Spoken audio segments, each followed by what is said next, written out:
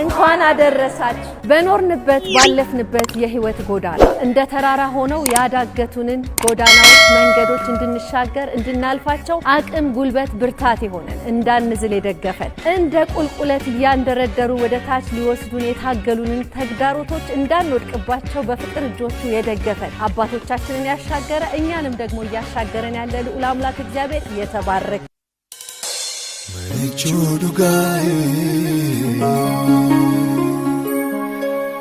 Mechuduga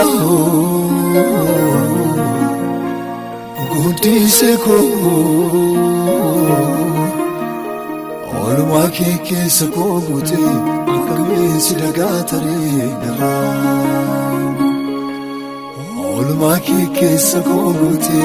akame sidagatare gara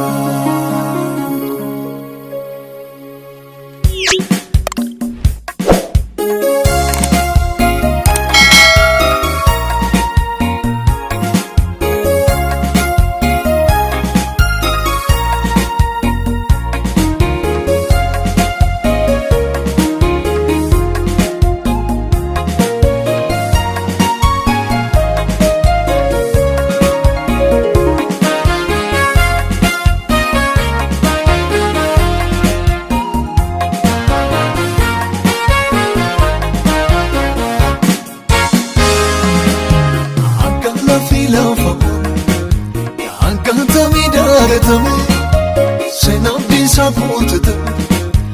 Elmeko sinaref Nintawti trisa Jede sitaniro nafsi Sumiti refajisam Kanavati anafalme Kanavati anafalme Ukanal mitechfamo Kesa navafti falmite Nanwarani harfin dua